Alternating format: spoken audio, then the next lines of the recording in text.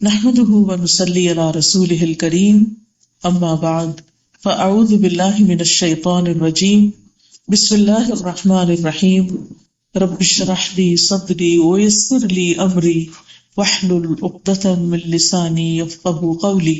صحیح بخاری میں ایک حدیث آتی ہے، حدثنا صدقة بن الفضل اخبرنا الولید عن الاوزاعی قال حدثني عمیر بن ہانئ قال حدثني جنادة بن أبي أمية حدثني عبادة بن الصامت عن النبي صلى الله عليه وسلم قال من تعار من الليل فقال لا إله إلا الله وحده لا شريك له له الملك وله الحمد وهو على كل شيء قدير الحمد لله وسبحان الله ولا إله إلا الله والله أكبر ولا حول ولا قوة إلا بالله ثم قال اللهم اغفر لي أو دعا استجيب له فإن تودأ وصلى قبلت صلاته. امام بخاری کہتے ہیں کہ ہم سے صدقہ بن فضل نے بیان کیا، وہ کہتے ہیں صدقہ نام ہے، ہمیں ولید نے خبر دی، ان کو اوزاعی نے کہا مجھے عمیر بن ہانی نے خبر دی، کہا مجھے جنادہ بن ابی امیہ نے خبر دی، انہوں نے کہا کہ مجھے عبادہ بن صامت رضی اللہ عنہ نے خبر دی، اور وہ خبر کیا ہے آگے بیان ہوگی. لیکن آپ دیکھ رہے ہیں کہ امام بخاری کی کتاب میں حدیث آنے سے پہلے یہ حدیث کتنے لوگوں کے توسط سے ان تک پہنچی اور پھر امام بخاری کی کتاب سے ہم تک پہنچی اور ہم اس سے فائدہ اٹھا رہے ہیں. یہ وہ تمام لوگ ہیں جنہوں نے اپنی زندگیاں علم حاصل کرنے میں لگا دی، سیکھنے اور سکھانے میں، اور بہت احتیاط اور ایمانداری کے ساتھ اللہ کے رسول صلی اللہ علیہ وسلم کی باتوں کو ہم تک پہنچایا.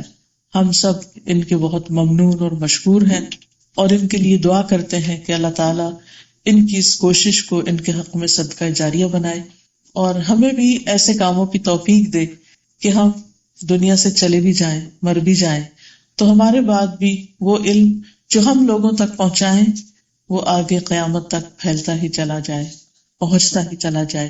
کیونکہ مرنے کے بعد اعمال نامہ تو بند ہو جاتا ہے.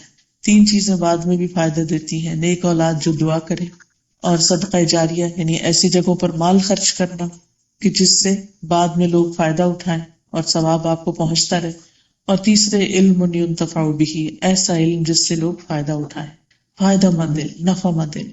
یہ حدیث جس وقت آپ کو دی گئی ہے یا آپ کے سامنے لکھی ہوئی ہے، اس کو آپ سامنے رکھ کر دیکھیے، اور پھر گھر جا کر آپ اس کارڈ کو کسی ایسی جگہ پر لگا دیں گے کہ جہاں اس کو پڑھ کر آپ اس کو یاد کر لیں گے اور اس کو پڑھنا نہیں بھولیں گے، کیونکہ بہت ہی کام کی چیز ہے. تمہارا الحدیث ہے عن النبی صلی اللہ علیہ وسلم قال، نبی صلی اللہ علیہ وسلم نے فرمایا، من تعار من اللیل، جس شخص کی رات کو آنکھ کھل گئی.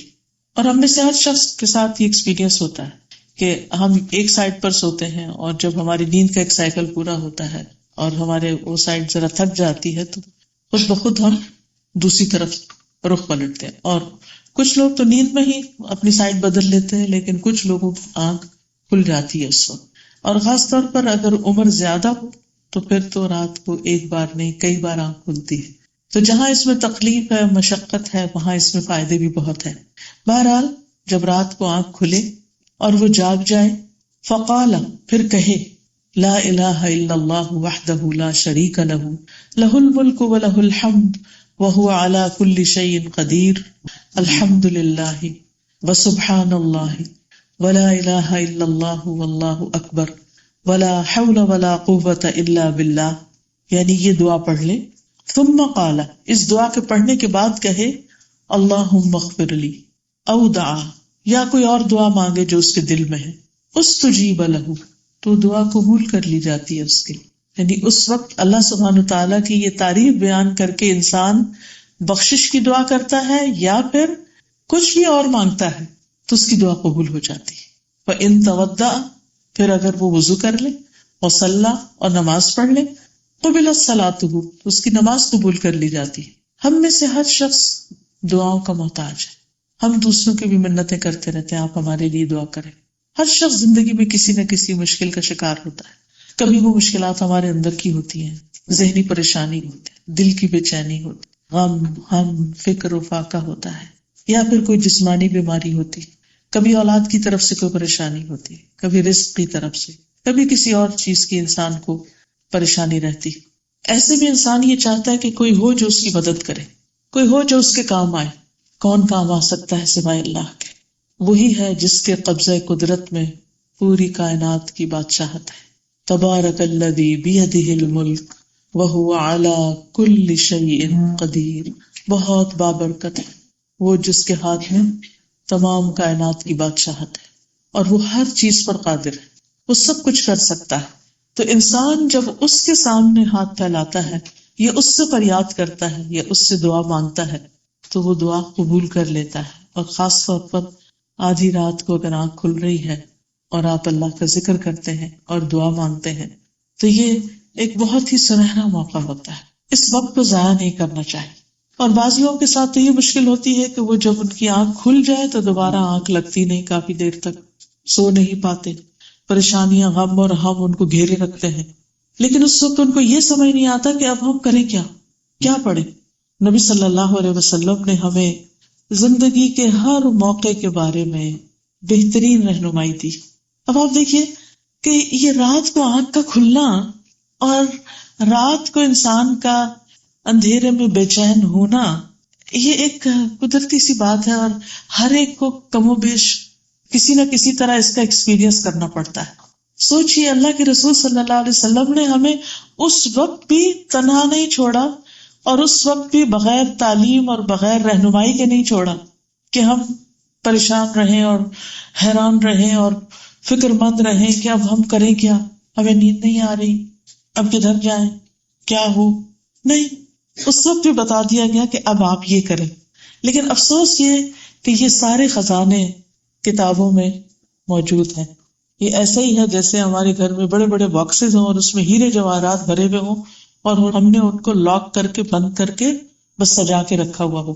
آج ہمارا حال یہی ہے کہ ہمارے گھروں میں یہ ساری کتابیں ہوتی ہیں. اکثر گھروں میں بخاری ہوتی ہے اور بڑی خوبصورت چھپی ہوئی، اور پھر ہم اس کے ساتھ کیا کرتے ہیں کہ ڈرائنگ روم میں یا کہیں بھی اس کی ساری جلدوں کو خوبصورت طریقے سے سجا کے لگا دیتے ہیں اور اس کو پڑھتے نہیں. حل موجود ہے، رہنمائی موجود ہے، لیکن ہمیں علم نہ ہونے کی بنا پر ہم اس سے صحیح طور پر استفادہ نہیں کر سکتے. ہم الگ پریشان ہیں. یہ ایسے ہی ہے کہ جیسے کوئی بیمار ہو اور اس کے گھر میں دوا رکھی ہوئی ہو لیکن لا علمی کی وجہ سے وہ اس دوا کو کھا نہ سکے اور تکلیف میں تڑپتا رہے، پریشان رہے، بے چین رہے. تو ہمیں اس پر اللہ سبحانہ تعالیٰ کا شکر گزار ہونا چاہیے. ہمیں اس پر رسول اللہ صلی اللہ علیہ وسلم کا شکر گزار ہونا چاہیے. ہمیں اس پر امام بخاری کا شکر گزار ہونا چاہیے. ہمیں اس پر امام بخاری کے سارے استادوں کا شکر گزار ہونا چاہیے اور اس کے اوپر کے جتنے بھی لوگ ہیں ان ساری چینج میں کہ جنہوں نے ہم تک یہ علم پہنچایا. ہم میں سے ہر شخص کی یہ خواہش ہوتی ہے کہ اس کی دعا قبول ہو. ہر شخص یہ چاہتا ہے، ہر شخص یہ چاہتا ہے اس کی پریشانیاں دور ہوں، اس کے غم دور ہوں. ہر شخص یہ چاہتا ہے اس کی نمازیں قبول ہوں. لیکن ایک چھوٹا سا نسخہ، ایک چھوٹی سی چیز جو اتنے بڑے ثواب، اتنے بڑے اجر اور اتنی بڑی مشکلات اور بے شمار مشکلات کا حل ہے، اس سے ہم محروم ہیں. کیوں؟ تو آئیے اس کو دل و جان سے سیکھتے ہیں اور پھر اس کو عمل میں بھی لاتے ہیں انشاءاللہ تعالی. اب اس میں آپ دیکھیے کہ اس وقت آپ اس کو پڑھیے، میں بھی پڑھتی ہوں، اور کسی کے پاس اگر گھڑی ہے تو دیکھے کہ اس کو پڑھنے میں کتنی دیر لگی. اسٹاپ واچ آن کر لیجیے اور خود پڑھیے. ہر ایک اپنے اپنے اسٹاپ واچ سے پڑھ کے دیکھے اس کو کتنا ٹائم لگا، پھر مجھے بتائیے. یہاں سے آپ کو پڑھنا ہے، یہ جو کارڈ ہے نا بس اسی کو پڑھ لیجیے. لا الہ الا اللہ سبحان اللہ وحدہ لا شریک لہ لہ الملک ولہ الحمد وہو علی کل شیء قدیر. الحمد للہ سبحان اللہ ولا الہ الا اللہ واللہ اکبر ولا حول ولا قوة الا باللہ اللہم اغفر لی. جی اللہم اغفر لی تک 17 seconds 18 seconds 12 seconds 14 seconds 15 seconds. اب آپ دیکھیے میکسیمم بھی چلیے 20 سیکنڈ لگاؤ. 20 seconds is 1/3 of a minute. 1 minute کا تیسرا حصہ. صرف چند سیکنڈ اپنے رب کو یاد کیجیے، اپنے رب کو پکاریے اور جو دل میں ہے مانگیے. اور یہ صحیح حدیث ہمیں بتا رہی ہے کہ دعا قبول کی جائے گی، آپ کی سنی جائے گی. کیا بہت مشکل؟ واقعی مشکل نہیں، ہرگز مشکل نہیں. بس مشکل ہے کہ ہم کر پائیں. بات ساری ہم پر ہے کہ ہم کیا کرتے ہیں. ہمارے کتنے ہی مسائل ہوتے ہیں جو سال ہر سال سے اٹکے ہوئے ہوتے ہیں اور ہم پریشان رہتے ہیں کہ اب اس کا کریں گے اور سر پکڑ کے بیٹھ جاتے ہیں کہ میرے پاس اس مسئلے کا حل کوئی نہیں. کوئی بھی ایسی چیز دن کو کچھ بھی پیش آیا اسی وقت نیت کر لیں. رات کو اگر میری آنکھ کھلی میں نے آج یہ دعا کرنی, آج میں نے یہ دعا کرنی, آج یہ مسئلہ پیش آیا, آج اس کی دعا کرنی. اور جب آپ اپنے معاملات اللہ سبحانہ و تعالیٰ کے حوالے کر دیتے ہیں, اس کے سپرد کر دیتے ہیں, تو وہ ٹیک کیئر کرتا ہے. پھر آپ کے بوجھ ہٹ جاتے ہیں, بوجھ ختم ہو جاتے ہیں اور آپ ریلیکس ہو جاتے ہیں. اور اس طرح آپ کو نفس مطمئنہ حاصل ہو جاتا ہے, آپ پرسکون ہو جاتے ہیں. کیونکہ کائنات کی بادشاہت ہمارے ہاتھ میں نہیں, ہم کسی چیز کو قدرت نہیں رکھتے. انسانوں کے پاس کچھ نہیں, فرشتوں کے پاس کچھ نہیں, بزرگوں اور نیک صالحین کے پاس کچھ نہیں. سب کچھ اللہ کے پاس ہے. سب کچھ صرف وہی کر سکتا ہے, وہی کرے گا جو مسئلہ حل ہوگا, اس کے باہر کوئی بھی نہیں کر سکتا.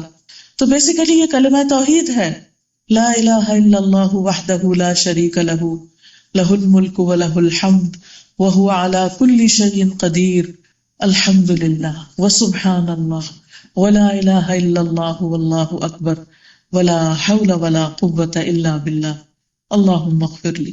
اور اللہم اغفر لی کا مطلب ہے اللہ مجھے بخش دے, کیونکہ ہمارے ہی گناہ ہمارے راستے کی رکاوٹ بنے ہوئے ہوتے ہیں. اور جب ہم اللہ سے بخشش مانگ لیتے ہیں, وَمَن يَغْفِرُ الذُّنُوبَ إِلَّا اللَّهُ, اور اللہ کے سوا بخش بھی کون سکتا ہے. اور جب وہ ہمیں معاف کر دیتا ہے تو ہماری رکاوٹیں ہٹ جاتی ہیں, ہمارے مسئلے حل ہونے لگتے ہیں, ہماری دعائیں قبول ہونے لگتی ہیں. رزق کا معاملہ ہو, اولاد کا معاملہ ہو, دنیاوی خوشحالی کا معاملہ ہو. تو سورۃ نوح میں کیا آتا ہے استغفار کے بارے میں؟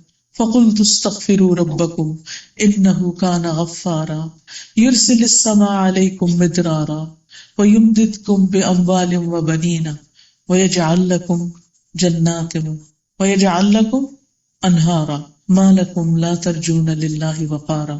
میں نے کہا اپنے رب سے استغفار کرو. فَقُلْتُ اسْتَغْفِرُوا رَبَّكُمْ إِنَّهُ كَانَ غَفَّارًا, بے شک وہ بہت زیادہ بخشش کرنے والا ہے. يُرْسِلِ السَّمَاءَ عَلَيْكُمْ مِدْرَارًا, تم پر آسمان بھیجے, یعنی بارشیں برستے بادل آئیں گے, خوب بارشیں برسیں گی. وَيُمْدِدْكُمْ بِأَمْوَالٍ, تمہیں مالوں سے مدد دے گا, مالوں سے, صرف مال نہیں, مالوں سے. یمددکم باموال وبنین, اور بیٹوں سے. نہیں ہے تو عطا کرے گا, ہے تو مددگار بنا دے گا ان کو, اگر نافرمان ہے تو فرما بردار ہو جائیں گی. وَيَجْعَلْ لَكُمْ جَنَّاتٍ, تمہارے لیے باغ پیدا کرے گا. وَيَجْعَلْ لَكُمْ أَنْهَارًا, تمہارے لیے نہریں بہا دے گا. مَا لَكُمْ لَا تَرْجُونَ لِلَّهِ وَقَارًا, کیا ہے تمہیں کہ تم اللہ کے لیے کوئی وقار نہیں رکھتے, یعنی اللہ تعالیٰ کو وہ امپورٹنس نہیں دیتے جو کہ تمہیں دینی چاہیے. تو آپ دیکھیے کہ اللہ سبحانہ و تعالیٰ کس طرح ہماری مشکلات آسان کرتے ہیں. ہم سوتے ہیں وہ جاگتا ہے. لا تأخذہ سنۃ ولا نوم, اس کو نہ نیند آتی ہے اور نہ اونگ آتی ہے. ہمارے آس پاس سب سو رہے ہوتے ہیں, وہ نہیں سوتا. ہم مدد میں کسی انسان کو پکاریں بھی تو اس وقت وہ تو بیچارہ خود مدد کا محتاج ہوتا ہے, وہ اپنے مسائل کا شکار ہوتا ہے. رب کے دینے میں کوئی کمی نہیں, اس کے دونوں ہاتھ بھرے ہوئے ہیں, اور جب سے کائنات بنی ہے وہ خرچ کر رہا ہے, اور پھر بھی کچھ کمی نہیں ہوئی, وہ دیتا ہی چلا جا رہا ہے. ہم مانگنے والے نہیں, ہمیں مانگنا نہیں آتا, ہم مانگتے نہیں, یقین سے نہیں مانگتے, پورے اطمینان سے نہیں مانگتے. تو مانگنا سیکھیں. دعا میں ایک دفعہ کہلوا دیتی ہوں تاکہ پروننسیشن آپ کا ٹھیک ہو جائے, اور سب مل کے بھی پڑھ لیتے ہیں, اور پھر اس کے بعد انشاءاللہ مزید تھوڑی سی اس کی وضاحت کروں گی. لا الہ الا اللہ وحدہ لا شریک لہ لہ الملک ولہ الحمد وہو علی کل شیء قدیر الحمد للہ وسبحان اللہ ولا الہ الا اللہ واللہ اکبر ولا حول ولا قوة الا باللہ اللہم اغفر لی. اس میں آپ دیکھیے کہ کتنے کلمات ہیں. ایک ہے لا الہ الا اللہ, اس کا ترجمہ کیا ہے؟ اللہ کے سوا کوئی معبود نہیں. وحدہ, وہ اکیلا ہے. لا شریک لہ, اس کا کوئی شریک نہیں. لہ الملک, بادشاہی اسی کی ہے. وَلَهُ الْحَمْدُ, اور سب تعریف اسی کے لیے ہے. وَهُوَ عَلَى كُلِّ شَيْءٍ قَدِيرٌ، اور وہ ہر چیز پر کامل قدرت رکھتا ہے. الحمدللہ، سب تعریف اللہ ہی کے لیے ہے. وسبحان اللہ، اور اللہ پاک ہے. ولا الہ الا اللہ، اور اللہ کے سوا کوئی معبود نہیں. واللہ اکبر، اور اللہ سب سے بڑا ہے. ولا حول ولا قوة الا باللہ، اور اللہ کی مدد کے بغیر نہ برائی سے بچنے کی ہمت ہے نہ نیکی کرنے کی طاقت. حول اور قوت ایک ہی چیز ہے، ملتے جلتے الفاظ ہیں. تو ایک میں برائی سے بچنے کی طاقت اور ایک نیکی کرنے کی طاقت نہیں، مگر اللہ ہی کی مدد کے ساتھ. اللہم اغفر لی، اے اللہ مجھے بخش دے. اب آپ دیکھیے کہ یہ کلمہ تو سب کو آتا ہے، لا الہ الا اللہ وحدہ لا شریک لہ، بچپن سے سکھا دیتے ہیں. الحمدللہ بھی آتا ہے، سبحان اللہ بھی آتا ہے، ولا الہ الا اللہ بھی آتا ہے، واللہ اکبر بھی آتا ہے، ولا حول ولا قوت الا باللہ بھی آتا ہے، اللہم اغفر لی بھی آتا ہے. سب کچھ تو آپ کو آتا ہے، مشکل تو ہے ہی نہیں کچھ، صرف ترتیب یاد رکھنی. کیونکہ عام طور پہ ہم سبحان اللہ والحمدللہ ولا الہ الا اللہ واللہ اکبر کہتے ہیں، یہاں الحمدللہ پہلے. تو جس طرح نبی صلی اللہ علیہ وسلم نے سکھایا ہے اسی طرح اس کو پڑھنے کی ضرورت ہے، اسی ترتیب کے ساتھ، تو پھر انشاءاللہ زیادہ فائدہ ہوگا. اس میں آپ دیکھیے کہ سب سے پہلے لا الہ الا اللہ، کہ اللہ کے سوا کوئی معبود حقیقی ہے ہی نہیں، وہی عبادت کے لائق ہے. اب دیکھیے کہ اللہ سبحانہ تعالیٰ کو سب سے زیادہ جو چیز ناپسند ہے وہ شرک ہے، کہ اس کے ساتھ کسی کو شریک ٹھہرایا جائے. اور سب سے زیادہ جو چیز اس کو محبوب ہے وہ توحید ہے، کہ اس کو ایک قرار دیا جائے، کہ وہ ایک ہے، لا الہ الا اللہ. اور الہ کا مطلب کیا ہے؟ معبود برحق. کیا مطلب ہے؟ معبود برحق. معبود برحق کا مطلب کیا ہے؟ حقیقی معبود، جس کا حق ہے کہ وہ معبود بنے، باقی سب جھوٹے ہیں. اصل معبود وہی ہے، عبادت کے لائق وہی ہے. اور پھر اس کی مزید تاکید ہے وحدہ. پہلے ہم نے کہہ دیا لا الہ الا اللہ، لیکن پھر مزید تاکید وحدہ لا شریک لہ، پھر شرک کی نفی بھی کی، شریک ہے ہی کوئی نہیں. تو آپ دیکھیے کہ جب کسی بات کو اثبات اور نفی میں کیا جاتا ہے، اس کا مطلب کیا ہے کہ ایک دفعہ افرمیشن اور دوسری دفعہ اس کے اپوزٹ کی نیگیشن کی جاتی ہے تو بات پکی مضبوط ہوتی. اس کی کوئی مثال جیسے قل هو اللہ احد اللہ الصمد لم یلد ولم یولد ولم یکن لہ کفوا احد. کیا کہا گیا؟ قل هو اللہ احد. دوسری آیت میں اللہ الصمد، اور پھر لم یلد ولم یولد ولم یکن لہ کفوا احد. تو آخری دو میں کیا ہے؟ لم. لم لم کا کیا مطلب ہوتا ہے؟ نہیں، نو نو. ٹھیک ہے، تو اثبات اور نفی. مثلا آپ کہتے ہیں نا میں نے پانی پیا اور کچھ بوتل میں چھوڑا ہی نہیں. اگر آپ صرف یہ کہ میں نے پانی پی لیا تو یہ بھی بات ہے، لیکن آپ کہتے ہیں میں نے اس میں سے کچھ چھوڑا ہی نہیں، تو یہ بات زیادہ تاکید والی بات ہے. تو یہاں لا الہ الا اللہ وحدہ ایک بات، اور پھر لا شریک لہ مزید اس کی تاکید. دیکھیے بہت سے لوگ اللہ سبحانہ و تعالیٰ کو بڑا مانتے ہیں، الہ مانتے ہیں کہ وہی بڑا ہے، وہی معبود ہے. آپ دیکھیے کہ تمام مذاہب میں یعنی اللہ سبحانہ و تعالیٰ کو مختلف ناموں سے جو وہ اپنے اپنے طریقے سے پکارتے ہیں، لیکن اس کو بڑا مانتے ہیں. ایون مشرکین مکہ جب ان سے کہا جاتا تھا کہ آسمان و زمین کو کس نے پیدا کیا اور مختلف اللہ سبحانہ و تعالیٰ کے جو کام ہے، یہ صفات ہے، ان کے بارے میں پوچھا جاتا تو اس کو مانتے تھے کہ سب کچھ اللہ نے بنایا. وہی نہیں کہتے تھے بتوں نے بنایا، لیکن ساتھ کیا کرتے تھے؟ صرف ایک نہیں مانتے تھے، ساتھ اوروں کو شریک کر دیتے تھے. تو ان کا سب سے بڑا قصور یہی تھا کہ انہوں نے اللہ کو تو مانا مگر ایک نہیں مانا. تو یہ بہت امپورٹنٹ ہے کہ اللہ سبحانہ تعالیٰ کو معبود مانا جائے، لیکن ایک مانا جائے اور اس کے ساتھ کسی کو شریک نہ کیا جائے کہ کوئی اور شریک ہے ہی نہیں. اچھا ہم زبان سے تو کہہ دیتے لا شریک لہ، لیکن عملی طور پر آپ دیکھیں کہ جب اللہ سبحانہ تعالیٰ کی کوئی بات ہمارے سامنے آتی ہے تو پھر ہم کہتے ہیں ہاں اللہ کا حکم تو یہ ہے لیکن میرا دل یہ کہتا ہے، یا فلاں یہ کہتا ہے، یا لوگ یہ چاہتے ہیں. تو اللہ سبحانہ تعالیٰ از ابو ایوری تھنگ، اور اس کے ساتھ کسی اور کی بات، کسی اور کی امپورٹنس، کسی اور کی محبت، کسی کا خوف، کسی پہ توکل، کسی پہ بھروسہ، کسی کی عبادت، کسی کی نماز، کسی سے دعا، کسی کے لیے قربانی، کچھ بھی جائز نہیں.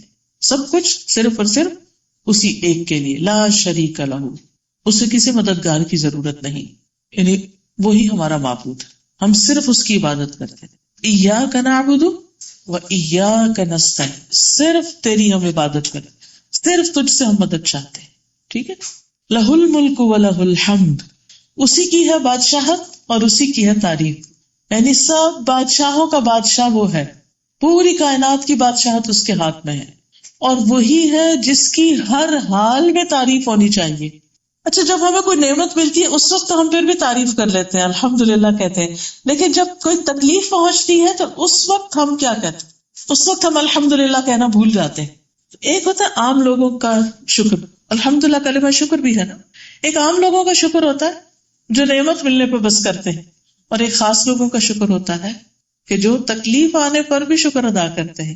وہ کیوں تکلیف آنے پہ شکر؟ ہاں، وہ اس لیے کہ اللہ کا شکر ہے کہ اس سے بڑی تکلیف نہیں آئی، اور یہ بھی سوچتے ہیں کہ اس تکلیف کے ذریعے اللہ سبحانہ تعالی مجھے کسی اور بڑی تکلیف سے بچا رہا کہ میں پہلے سے ہوشیار ہو جاؤں. بعض اوقات کسی کے سر میں درد ہوتی ہے تو وہ اصل میں سر میں نہیں ہوتی، وہ پرابلم کہیں اور ہوتا ہے.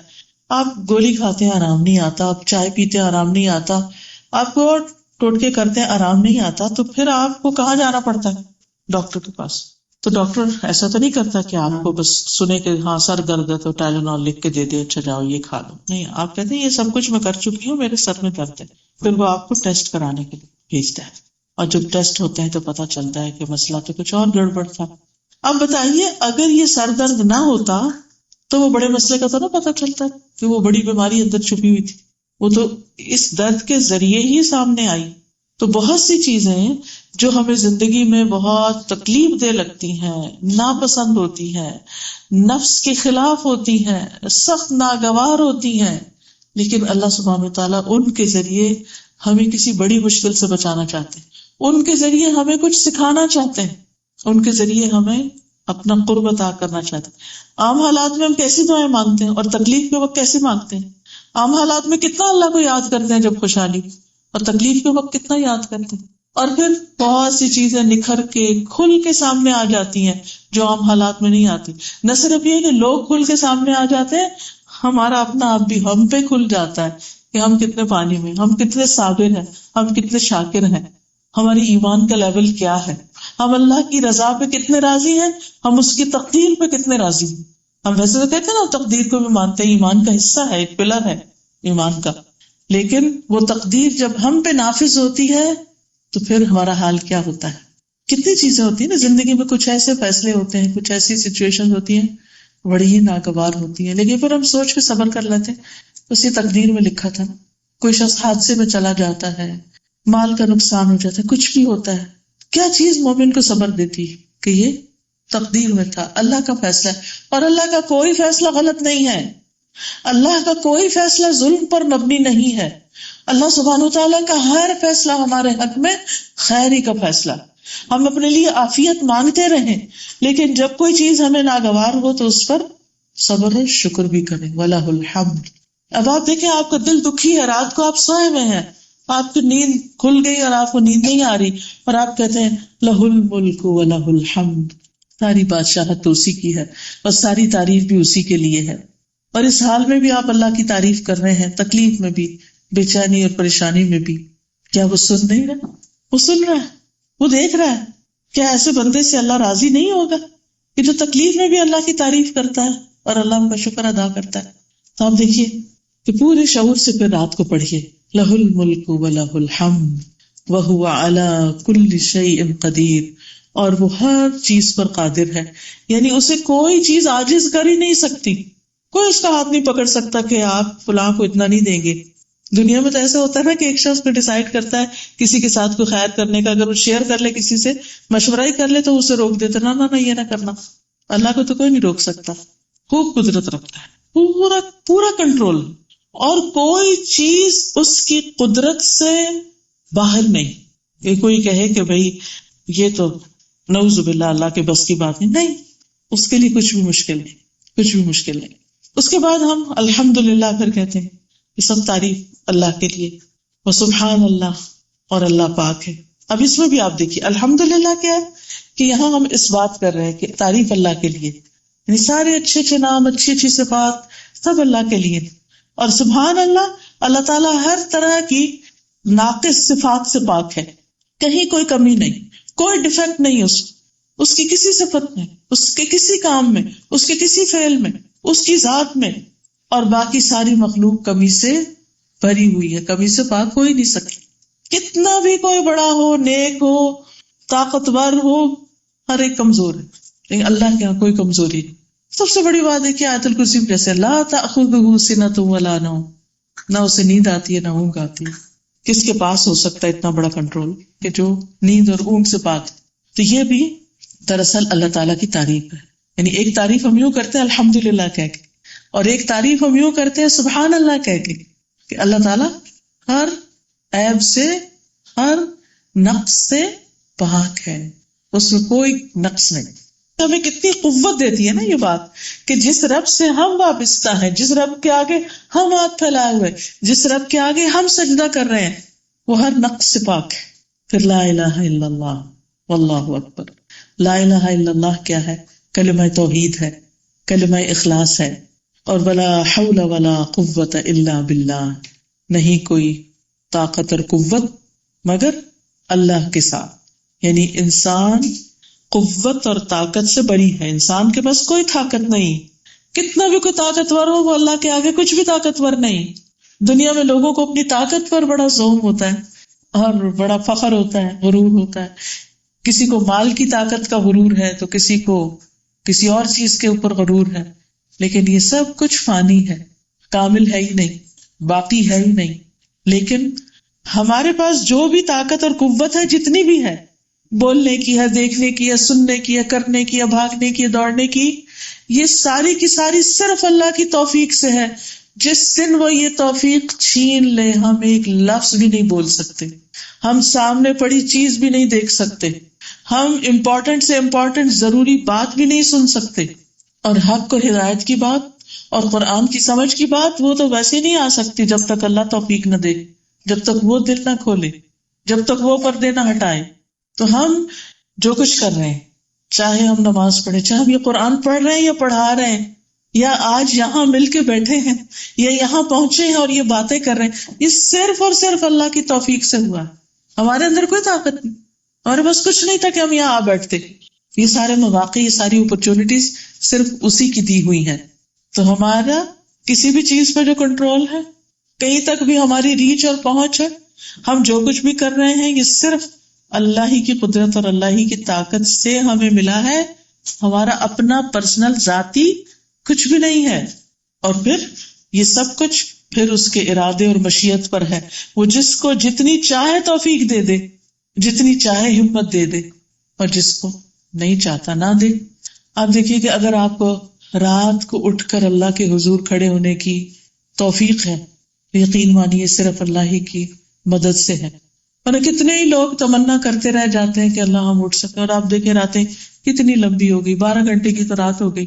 7 بجے سورج نکل رہا ہے، 7 بجے غروب ہو رہا ہے. 12 گھنٹے میں بھی اگر ہماری نیند پوری ہو کر ہم اللہ کے حضور نہیں کھڑے ہو سکتے تو توفیق ہی نہیں ہے نا، اسی لیے تو نہیں ہو سکتا. وہ توفیق دے دے تو نہیں مشکل، لیکن اس سے مانگے، ہم بھی تو کچھ دلچسپی ظاہر کریں، ہم بھی تو کچھ ہاتھ پھیلائے کہ اللہ ہمیں کچھ کرنے کی توفیق دے. اسی طرح بعض اوقات ہم اللہ کے گھر میں بھی پہنچ جاتے ہیں، مکہ میں بھی ہوتے ہیں، طواف کر رہے ہوتے ہیں، اس کے گھر میں بیٹھے ہوتے ہیں، دعاؤں کی ذکر کی توفیق نہیں ہوتی، دنیا کی باتیں کر رہے ہوتے ہیں ادھر ادھر. اللہ کے گھر جا رہے، تلبیہ پڑھنے کی توفیق نہیں، اور ادھر ادھر کھا رہے پی رہے. تو اگر ہم کوئی عبادت بھی کر پائیں، ذکر کر پائیں، دعا کر پائیں، تلاوت کر پائیں، نماز پڑھ پائیں، صدقہ کر پائیں، حج و عمرہ کر پائیں، کسی انسان کی کوئی خدمت عیادت کر پائیں، یہ صرف اور صرف اللہ کی توفیق سے ہوتا ہے. اور اس پر پھر کیا کرنا چاہیے جب ہمیں وہ مل جائے؟ یہ بھی ایک رزق ہے، یہ بھی رزق ہے جو وہ دیتا ہے. اور خوش قسمت ہے جن کو یہ رزق ملتا ہے کہ اس کے بعد پھر وہ اللہ کی طرف رجوع کر لیتے ہیں، اللہ کے بن جاتے ہیں.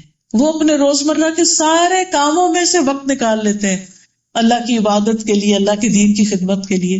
مثلا آپ ماشاءاللہ یہاں پر آتی ہیں، آپ کے گھر پہلے بھی چل رہے تھے، اب بھی چل رہے ہیں، تو یہ توفیق اللہ ہی نے دی کہ آپ یہاں بیٹھ کے قرآن پڑھیں. اور وہی توفیق دیتا ہے کہ ہم اس سے آگے بڑھیں. اور پھر جب وہ توفیق دے دیتا ہے تو پھر بڑے بڑے کام آسان ہو جاتے ہیں. بڑے بڑے سفر آسان ہو جاتے ہیں، بڑے بڑے مشکل فیصلے آسان ہو جاتے ہیں، کیونکہ اللہ کروا رہا ہوتا ہے نا. پھر انسان بہت کچھ کر کے بھی نہیں تھکتا، ورنہ تو فارغ بیٹھ کے بھی تھکا ہوا ہوتا ہے. تو ولا حول ولا قوت الا باللہ، اور اس پر کتنا شکر ادا کریں کہ وہ کوئی بھی نیکی کرنے کی توفیق دے. اور اس کے بعد ثم قال اللہم اغفر لی، اللہ تو مجھے بخش دے، اللہ تو مجھے بخش دے. اور جب انسان بخشش مانگتا ہے تو یہ کوئی معمولی بات نہیں مانگتا، یہ اپنے عجز کا بھی اظہار کرتا ہے. اللہ میں کمزور ہوں، مجھ سے گناہ ہو جاتے ہیں، مجھ سے غلطیاں ہو جاتی، اور پھر وہ اپنے اس بوجھ کو ہٹانا بھی چاہتا ہے کہ اللہ یہ گناہ ہٹ جائے مجھ سے، جنہوں نے مجھے غمزدہ کیا ہوا ہے. کیونکہ ہوتا یہ کہ جب ہم اللہ کی نافرمانی کرتے ہیں نا تو وہ چیزیں ہمارے دل میں کھٹک تو پیدا کرتی ہیں نا، وہ گلٹی کانشیس ہوتے ہیں، پھر ہم اس کو دباتے ہیں دسا، اور پھر اس کے بعد وہ اندر بھر جاتے ہیں، اور پھر کسی نہ کسی شکل میں نکل آتے ہیں، اور ہم بھولے ہوئے ہوتے ہیں کہ روٹ کاز کیا ہے، جڑ کیا ہے، اس پریشانی اس مشکل کی رکاوٹ کی جڑ کیا ہے، وہ ہم ہٹاتے نہیں. تو استغفار جو ہے ساری رکاوٹوں کو دور کرتا ہے. اور پھر اتنی ساری اللہ کی حمد و ثنا کرنے کے بعد جب رات کے اندھیروں میں تنہا آپ اللہ کو پکارتے ہیں اللہم اغفر لی، اللہ مجھے بخش دے، اللہ مجھے معاف کر دے، تو آپ دیکھیے کہ پھر اللہ تعالیٰ آپ کی دعا فوراً قبول کر لیتا ہے. اور ویسے بھی جب کوئی شخص اللہ کی حمد و ثنا کے بعد درود کے بعد دعا کرتا ہے تو دعا قبول ہوتی ہے. اور حدیث کے آخری حصے میں کیا ہے کہ اگر وہ کھڑا ہوتا ہے، وضو کرتا ہے، نماز پڑھتا ہے اللہ کی توفیق سے تو نماز قبول ہو جاتی ہے. اور رات کو نماز پڑھنا اور اللہ کی حمد و ثنا کرنا یہ اللہ کے بندوں کی صفات میں سے ہے. سورۃ السجدہ میں آتا ہے انما یؤمن بآیاتنا، بلا شبہ ہماری آیتوں پر ایمان لاتے ہیں الذین، وہ لوگ اذا ذکروا بہا، کہ جب وہ ان آیات کے ساتھ نصیحت کیے جاتے ہیں خروا سجدا، سجدے میں گر پڑتے ہیں، جھک جاتے ہیں، قبول کر لیتے ہیں. وسبحوا بحمد ربہم، اور اپنے رب کی حمد کے ساتھ تسبیح کرتے ہیں. وہم لا یستکبرون، اور وہ تکبر نہیں کرتے، اکڑتے نہیں، انکار نہیں کرتے، مان جاتے ہیں آرام سے. اللہ کا حکم ہے آمنا وصدقنا سمعنا واطعنا تتجافى جنوبهم عن المضاجع يدعون ربهم خوفا وطمعا ومما رزقناهم ينفقون. ان کے پہلو بستروں سے جدا رہتے ہیں، وہ اپنے رب کو ڈرتے ہوئے اور امید رکھتے ہوئے پکارتے ہیں، اور ہم نے انہیں جو کچھ دیا ہے اس میں سے خرچ کرتے ہیں. یہ ہیں وہ لوگ جو ہماری آیات پر ایمان رکھتے ہیں. یہ ہے ایمان لانے کا مطلب. قرآن پر ایمان کا مطلب یہ ہے کہ پھر ان کے عمل میں تبدیلی آتی ہے، اللہ کی محبت ان کو بستروں سے اٹھا دیتی ہے. آپ دیکھیے اگر آپ رات کو کتنی بھی گہری نیند سوئے ہوں، اگر کوئی ایسا شخص آ کے آپ کا دروازہ کھٹکھٹا دے جو آپ کو بہت ہی عزیز ہے، تو آپ کیا کریں گے؟ سائڈ بدل کے سو جائیں گے، اچھل کے اٹھیں گے، جلدی سے دروازہ کھولیں. محبت نے اٹھایا نا. اور آپ جتنی بھی مائیں ہیں سب کو پتا ہے، بچہ چوں بھی کرے تو ماں اٹھ جاتی، کتنی جلدی اٹھتی، اور کس طرح اس کے دل سے وہ محبت جوش مار رہی ہوتی ہے. اور بچہ اگر چوں چوں کرے کچھ بھی تو اس کو پٹائی نہیں شروع کر دیتی کہ تم مجھے ڈسٹرب کرے، بلکہ اس کو سینے سے لگاتی، اس کو دودھ پلاتی ہے، اس کو تپکاتی ہے، اس کو چینج کرتی، کچھ بھی اس کے لیے کرنا پڑے. اور اگر اس کی طبیعت خراب ہو، کان میں درد ہو یا پیٹ میں درد ہو، تو وہ بستر سے بھی اٹھ کے باہر لے جاتی ہے، ٹہلا ٹہلا کے اس کو سلاتی ہے. ہم سب ان کیفیات سے گزرے ہیں، ہم سب یہ جانتے ہیں، یہ تجربے ہم سب نے کیے ہیں. محبت نے یہ ساری قربانیاں کروائی نا. اللہ کی محبت تو اس سے بڑی ہوتی. پھر اسی طرح اگر دن میں بہت کام ہے، مشقت والے کام ہے، رات کو بچے جگاتے ہیں، نہیں اٹھ سکتے، نہیں ابھی آپ تہجد پڑھ سکتے، تو ایک اور کام آپ کر سکتے ہیں، اور وہ یہ ہے کہ سوتے وقت وضو کر لیں، اللہ کا ذکر کر کے سوئیں. تو ایسا شخص جو وضو سے سوتا ہے، اللہ کے ذکر کے ساتھ سوتا ہے، رات سونے کے جو دعائیں آداب ہیں، کتاب بھی ہے اور ایپ بھی ہے، آپ اپنے فون میں بھی ڈال سکتے ہیں. بیڈ پہ لیٹے ہوئے اپلیکیشن کو کھول کے آپ وہ دعائیں دیکھ کے بھی پڑھ سکتے ہیں. اب تو کچھ مشکل ہی نہیں رہی الحمدللہ. اس دور میں اللہ نے ہمیں پیدا کیا جب ہر چیز ہماری جسٹ کلک اوے، کہ بس کلک کرنے کی دیر ہے، وہ سب کچھ سامنے آ جاتا، مگر سستی بھی اتنی زیادہ ہو گئی. بہرحال اللہ اس سے دور کرے. تو رات کو ذکر کر کے سوتے ہیں. حدیث میں آتا ہے پھر رات کے کسی حصے میں اٹھ کر اللہ سے دنیا اور آخرت کی خیر و بھلائی کا سوال کرتا ہے تو اللہ تعالیٰ اسے ضرور دیتا ہے. یعنی آپ نہیں بھی تہجد کے لیے اٹھے، نہیں بھی بستر سے اٹھے، بستر پر لیٹے ہوئے ہیں، اور آپ دعا کر رہے ہیں، بس شرط یہ ہے وضو سے سوئیں، رات کے اذکار پڑھ کے سوئیں، پھر بھی دعائیں قبول ہوں گی۔ اب آپ دیکھیے کہ مشکلات کا حل، ہر مسئلے کا حل تو آپ کو اللہ سبحانہ وتعالیٰ نے دے ہی دیا ہے۔ اب ہم نہ عمل کریں تو اور بات ہے، ایک شخص بیمار بھی ہو، ہائے ہائے بھی کرے اور دوا نہ کھائے تو پھر قصور کس کا؟ اس کا اپنا ہی ہے۔ اسی طرح ایک اور حدیث میں آتا ہے، ابو ہریرہ رضی اللہ عنہ کی روایت ہے، نبی صلی اللہ علیہ وسلم نے فرمایا، جس نے طہارت کی حالت میں رات گزاری تو اس کے بستر میں ایک فرشتہ رات گزارتا ہے۔ رات کی کسی گھڑی میں جب بھی وہ کروٹ بدلتا ہے تو فرشتہ کہتا ہے، اللہ اپنے اس بندے کو معاف کر دے، اس نے طہارت کی حالت میں رات گزاری۔ یعنی آپ باوضو سوئے، پھر وضو چلا بھی گیا، لیکن ابتدا جس چیز سے ہوئی اس کو کنسیڈر کیا جائے گا۔ اور پھر انسان جب اٹھتا ہے صبح تو اس کے اٹھنے میں بھی آسانی ہوتی ہے۔ شیطان تو سوتے ہوئے 3 گریں لگاتا ہے نا، لیکن جب انسان اللہ کا ذکر کرتا ہے تو ایک گرہ کھل جاتی، وضو کرتا ہے تو دوسری، اور نماز پڑھ لیتا ہے تو ساری گریں کھل جاتی ہیں، اور صبح کو حشاش بشاش خوش مزاج اٹھتا ہے، ورنہ نفس کی خباثت اور سستی کے ساتھ صبح کرتا ہے، اور صبح کا بابرکت وقت ضائع کر دیتا ہے، اور پھر سارا دن کاموں میں، دنیا کے شغل میں لگا رہتا ہے، اور کام ختم ہونے کا نام نہیں لیتے، اور یوں زندگی انسان گنواتا چلا جاتا ہے۔ اللہ نے ہماری صبح میں برکت رکھی ہے، تو جو شخص صبح تہجد کے لیے نہیں بھی اٹھا، فجر کے لیے اٹھ گیا، تو اس کی صبح بھی بہت بخیر ہوگی انشاءاللہ، اور وہ اپنے ارلی مارننگ میں بہت سے اہم کام نپٹا لے گا۔ تو بہرحال دعا کو ایک دفعہ اور پڑھ لیجیے بلند آواز سے، ایک دفعہ جو ابھی مانے پڑے ہیں ان کو دل میں رکھ کے اس کو دہرائیے، اور بھی کوئی دل میں دعا ہے تو وہ بھی مانگ سکتے، ٹھیک ہے نا۔ اصل میں ہمارا اس بات پہ یقین ہونا چاہیے کہ اگر اللہ سبحانہ و تعالیٰ کسی خیر و بھلائی کے پہنچانے کا ہمیں ارادہ کر لے، کوئی اس کو نہیں روک سکتا، اور اگر وہ کوئی تکلیف پہنچائے تو اسے دور بھی کوئی نہیں کر سکتا۔ سورۃ الانعام آیت 17 میں آتا ہے، وَإِن يَمْسَسْكَ اللَّهُ بِضُرٍّ فَلَا كَاشِفَ لَهُ إِلَّا هُوَ وَإِن يَمْسَسْكَ بِخَيْرٍ فَهُوَ عَلَى كُلِّ شَيْءٍ قَدِيرٌ، اگر اللہ تجھے کوئی تکلیف پہنچائے تو اس کے سوا اسے کوئی دور کرنے والا نہیں، اور اگر وہ تجھے کوئی بھلائی پہنچائے تو وہ ہر چیز پر پوری طرح قادر ہے۔ اور یہ جو کلمہ ہے سبحان اللہ والحمد للہ ولا الہ الا اللہ واللہ اکبر، الگ سے بھی یہ پڑھا جائے، یعنی رات کے علاوہ دن میں بھی آپ پڑھتے ہیں تو اس کی بڑی فضیلت ہے۔ انس رضی اللہ عنہ کہتے ہیں کہ ایک بدو نبی صلی اللہ علیہ وسلم کے پاس آیا اور کہا کہ اے اللہ کے رسول صلی اللہ علیہ وسلم، مجھے کسی بہترین چیز کی تعلیم دیجیے، کوئی اچھی سی چیز بتائیے۔ جیسے ہم ایک دوسرے سے کہتے ہیں کوئی اچھی سی بات بتائیں۔ نبی صلی اللہ علیہ وسلم نے اس کا ہاتھ پکڑا اور فرمایا، اس طرح کہا کرو، سبحان اللہ والحمد للہ ولا الہ الا اللہ واللہ اکبر۔ تو بدو نے ان 4 چیزوں کو اپنی انگلیوں پہ گنا۔ سبحان اللہ کیسے؟ اس طرح، سبحان اللہ والحمد للہ ولا الہ الا اللہ واللہ اکبر، اور چل دیا۔ ابھی جا رہا تھا، کچھ سوچنے کے بعد پھر آ گیا۔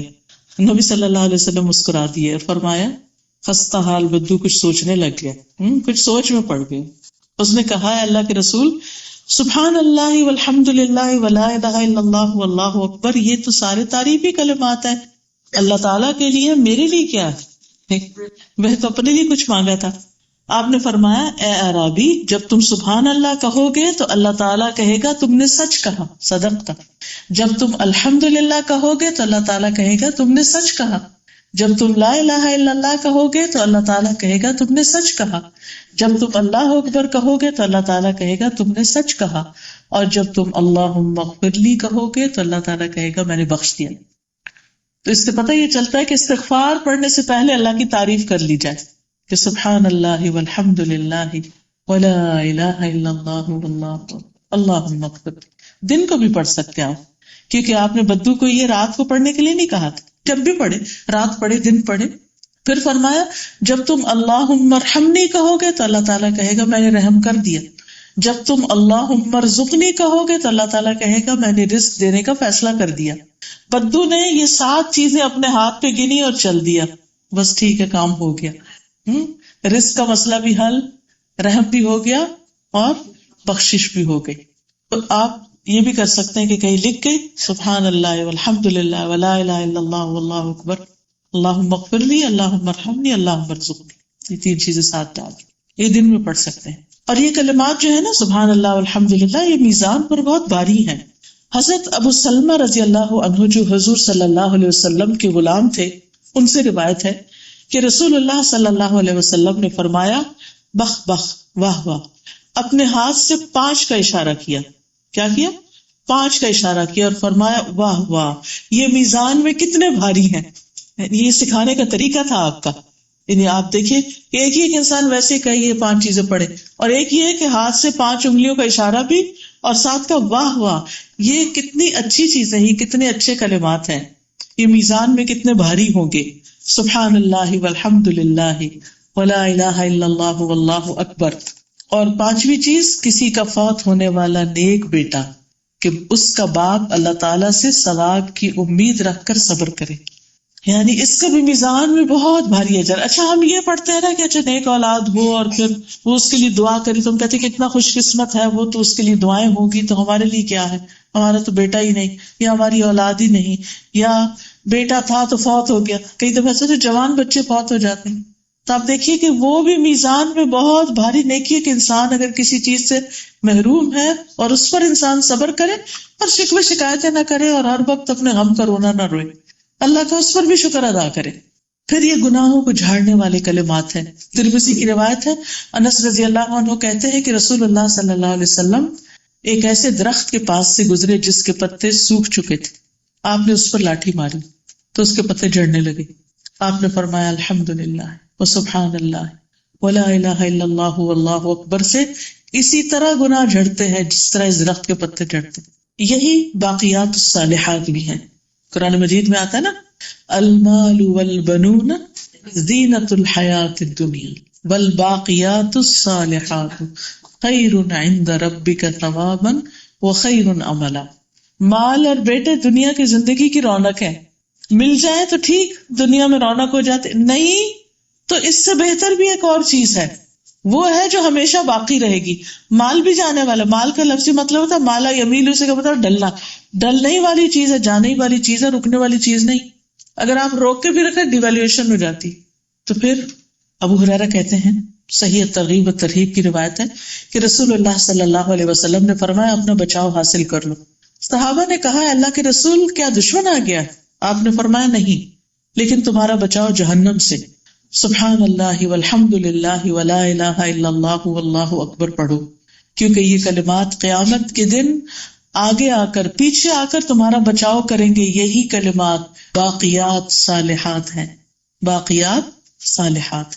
اور اس میں جو جملہ آتا ہے ولا حول ولا قوت الا باللہ، یہ تو جنت کا خزانہ ہے. اگر ہمیں کوئی دنیا کے خزانے کے بارے میں بتائے تو ہم کیا کریں گے؟ اگر کوئی کہے کہ فلاں جگہ پر جاؤ اور وہاں ایک خزانہ دفن ہے، کوئی پیچھے رہے گا؟ نہیں رہے گا. اور یہ جنت کا خزانہ ہے، کوئی معمولی چیز نہیں ہے، بہت بڑی چیز ہے. آپ صلی اللہ علیہ وسلم نے عبداللہ بن قیس سے کہا کہو لا حول ولا قوت الا باللہ، کیونکہ یہ جنت کے خزانوں میں سے ایک خزانہ ہے. جب کوئی انسان یہ کلمہ کہتا ہے تو اللہ بندے کو اپنی سپردگی میں لے لیتا ہے. ابو ہریرہ کہتے ہیں ایک مرتبہ نبی صلی اللہ علیہ وسلم نے فرمایا کیا میں تمہیں جنت کے خزانوں میں سے کسی خزانے کا نہ بتاؤں؟ میں نے کہا کیوں نہیں؟ کہا لا حول ولا قوت الا باللہ. ابو ہریرہ کہتے ہیں میں سمجھتا ہوں کہ آپ نے یہ بھی فرمایا اس پر اللہ عز و جل فرماتا ہے میرے بندے نے سر تسلیم خم کر دیا اور خود کو سپرد کر دیا. یعنی جیسے انسان پڑھتا ہے نا کہ سبحان اللہ، تو اللہ تعالیٰ کیا فرماتے ہیں سچ کہا، الحمدللہ سچ کہا. اور اللہ مغفر لی کہتا ہے تو اللہ بخش دیتا ہے کہ میں اس کو بخش دیا. تو یہاں پر جب لا حول ولا قوت الا باللہ انسان کہتے تھے، اللہ تعالیٰ فرماتے اس بندے نے اپنے آپ کو میرے حوالے کر دیا. یعنی ایک توکل ہے، اللہ پہ بھروسہ ہے. پھر اسی طرح یہ جنت کے دروازوں میں سے ایک دروازہ ہے. قیس بن سعد کہتے ہیں ایک مرتبہ ان کے والد نے نبی صلی اللہ علیہ وسلم کی خدمت کے لیے مجھے بھیجا.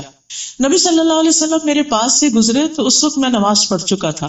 نبی صلی اللہ علیہ وسلم نے مجھے اپنے پاؤں کے ساتھ ٹھوکر ماری، یعنی ایسے کر کے ہلایا اور فرمایا کیا میں تمہیں جنت کے دروازوں میں سے ایک دروازے کا نہ بتاؤں؟ میں نے عرض کیا کیوں نہیں اللہ کے رسول؟ آپ نے فرمایا لا حول ولا قوت الا باللہ. اچھا اب دیکھیے کہ کیا ہم بھی لوگوں کو کوئی ایسی بات بتا دیتے ہیں جب وہ ہمارے پاس آتے ہیں کوئی ہماری ہیلپ کرنے کے لیے؟ عموماً ایسا ہوتا ہے نا، کوئی پارٹی ہو، شادی ہو، کوئی گھر شفٹنگ موونگ ہو رہی ہو تو ہم ایک دوسرے کی مدد کرتے ہیں. تو ہم اس کو عام طور پر یا شکریہ کے الفاظ سے کمپنسیٹ کرتے ہیں، یا کبھی کوئی گفٹ ایک دوسرے کو دے دیتے ہیں، یا پھر کوئی بھی طریقہ ہو سکتا ہے. لیکن اس موقع پر آپ کیا کر سکتے ہیں؟ یہ جو دعا کے کارڈ آپ کو ملے نا، یہ گھر میں رکھا کریں، کیونکہ زبانی ہمیں بتانا نہیں آتا بعض اوقات. گھر میں رکھے ہوئے کوئی آیا اچانک تو آپ اس کا شکریہ ادا کرنے کے ساتھ ساتھ یہ میری طرف سے گفٹ ہے، آپ اس دعا کو پڑھیں، آپ کو بہت فائدہ ہوگا، آپ کے سارے مسائل کا حل ہے. لیکن ہم اس میں بخل کر جاتے ہیں، خیر کی بات دینے میں، بتانے میں، پہنچانے میں. حالانکہ ہو سکتا ہے کہ جب وہ آپ کا دیا ہوا پڑھے تو اللہ تعالیٰ اس کے اس صدقے کی وجہ سے یا اس شکرانے کی وجہ سے آپ کی بھی دعائیں قبول کرے. تو چھوٹے بڑے کارڈ مختلف سائز کے گھر میں رکھا کریں، اور رکھے ایسی جگہ جو دروازے کے قریب ہو، جب کوئی جا رہا ہو تو یاد آ جائے. اس میں آپ صلی اللہ علیہ وسلم کی سنت کیا بتاتی ہے کہ وہ بچہ آیا آپ کی ہیلپ کرنے کے لیے اور آپ نے اس کو ایک اچھی بات سکھا کے بھی جنت کا دروازہ دکھا رہا ہوں. اسی طرح یہ جنت کے پودے لگانے والا کلمہ بھی ہے. ابن عمر کہتے ہیں رسول اللہ صلی اللہ علیہ وسلم نے فرمایا کثرت سے جنت کے پودے لگاؤ، بے شک اس کا پانی میٹھا، اس کی مٹی پاک، پس اس کے پودوں کو کثرت سے لگاؤ. انہوں نے کہا یا رسول اللہ صلی اللہ علیہ وسلم اس کے پودے کیا ہیں؟ فرمایا ماشاء اللہ لا قوت الا باللہ. اور اس کلمے کو بھی کثرت سے پڑھنا چاہیے، ہو سکے تو ایک تسبیح دن میں کر لیں. ابو ذر کہتے ہیں کہ مجھے میرے خلیل نے 7 چیزوں کا حکم دیا، 7 چیزوں کی وصیت کی. نمبر 1 کہ میں مساکین سے محبت کروں، مسکینوں سے، ٹوٹے دل والوں سے، دکھی لوگوں سے. عام طور پر کیا ہوتا ہے، جو ایسے لوگ ہوتے ہیں سب ان سے بھاگتے ہیں، یہ کچھ مانگنا بیٹھے، یہ ہمارا سر کھائے گا، یہ اپنے قصے سنائے گا، یہ میرے سامنے روئے دھوئے گا، بہتر ہے اس کو اوائڈ کرو، بھاگ نکلو. تو آپ نے دیکھا ہوگا کہ جو لوگ بےچارے دکھی ہوتے ہیں کچھ ان کی بات بھی نہیں سنتا، یہ ہر شخص مصروف ہے، بھاگ رہا ہے. تو کبھی بیٹھ جایا کریں، اچھا سنائیں، بتائیں کیا کہتی ہے. اگر اس وقت ٹائم نہیں، کیونکہ بعض اوقات آپ نے بچوں کو اسکول سے لینا ہے، ادھر بھاگنا، اپنا کوئی فرصت کا ٹائم بتا دیں، آپ اس وقت مجھے کال کر لیں، آپ اس وقت مجھے مل لیں اور بیٹھ کے اس کی سن لیں. فرمایا کہ میں مساکین سے محبت کروں اور ان کے قریب رہوں، کیونکہ جب ٹوٹے دل والوں کے پاس انسان بیٹھتا ہے نا تو انسان کا دل نرم رہتا ہے. ورنہ اگر ہر وقت انسان ایسے لوگوں سے ملے جو غافل ہے تو پھر کیا ہوتا ہے، انسان خود بھی غافل ہو جاتا ہے. دوسری جو نصیحت کی وہ کیا تھی، اپنے سے نیچے والے کو دیکھوں، اوپر والے کو نہ دیکھوں. تیسری میں صلہ رحمی کروں، اگرچہ کوئی مجھ سے رشتہ توڑے، کوئی نہیں مجھ سے ملتا نہ سے. اور یہ کہ میں لا حول ولا قوت الا باللہ کی کثرت کر دوں اور حق بات کہوں، خواہ تلخی کیوں نہ ہو. اور یہ کہ میں اللہ کے بارے میں کسی ملامت کرنے والے کی ملامت کی پرواہ نہ کروں. یعنی جب اللہ کے دین پر عمل کی بات آئے، آپ حجاب لیں اور لوگ باتیں شروع کر دیں، آپ انٹرسٹ لینا چھوڑیں اور لوگ باتیں کرنا شروع کر دیں، تو ملامت کرنے والے کی ملامت کی پرواہ نہ کریں، ورنہ آپ اللہ کے راستے پہ نہیں چل سکتے. اور یہ کہ میں لوگوں سے کچھ نہ مانگوں، لوگوں کے آگے ہاتھ نہ پھیلاؤں.